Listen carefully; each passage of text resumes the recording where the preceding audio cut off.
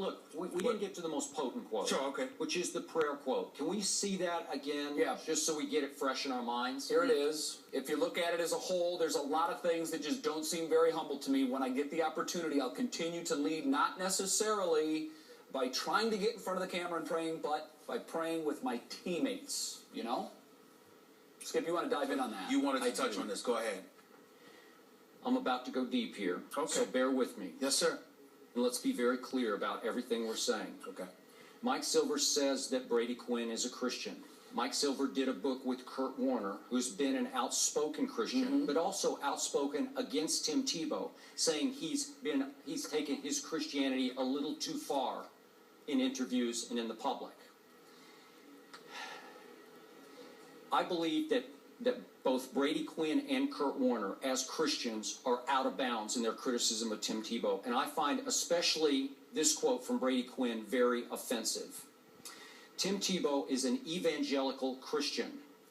Mike Silver describes in the piece his Christianity as over-the-top Christianity, which you can't, that's a contradiction to me, because evangelical Christians are supposed to be over the top. Yeah. That's what it is. By definition. By definition. Yeah. Because if I can go biblical just for a second. In the New Testament, Jesus instructs his disciples to do exactly that, to be over the top, to wear their Christianity on their sleeves, to be fishers of men, to try openly, blatantly, publicly to win souls for God. And in so doing, in wearing their Christianity on their sleeves, every disciple got killed for doing so. Every one of them, by the end of that Bible. So, in Matthew 6, 5 and 6, Jesus does say that he criticizes the hypocrites who show off and grandstand and pray in public, that praying should be done in private. But remember, Tebow isn't grandstanding when he prays during games. He's praying in as private a place as he can find, which is off to the side from the bench. That's his private place during games. And as Tebow told me in Indianapolis a few weeks back in Super Bowl week, he's not praying for victory. He's praying for the strength to honor God in victory or defeat. He was very clear about that. I don't believe that God wins or loses football games, so let's not condemn him for that. And trust me on this, Tim Tebow prays in private a whole lot. Tim Tebow prays with the teammates who are open to praying in the locker room or off in private places away from the game. But during the game, he's praying for strength to honor God.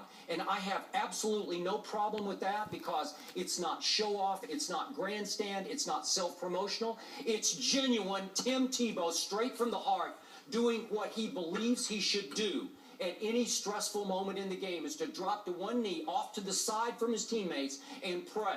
And I'm offended that Brady Quinn has a problem with that, because he's basically characterizing Tebow as a self-promoter, as a grandstander, as a hot dog, as a praying hot dog. He clearly doesn't use that language. No, but that's how it's coming across. He's making the distinction that he's I'm not going to himself. pray in front of the cameras. If I'll go with my teammates off in private and we'll pray together. Okay, that's fine, but don't condemn Tebow there are lots of different kinds of Christians. There are many definitions of Christianity. The evangelical is the most outspoken. It's the most, to quote Mike Silver, in his view, the most over the top, which is the very definition of being an evangelical Christian. Right. And I have absolutely, as a Christian myself, no problem with that.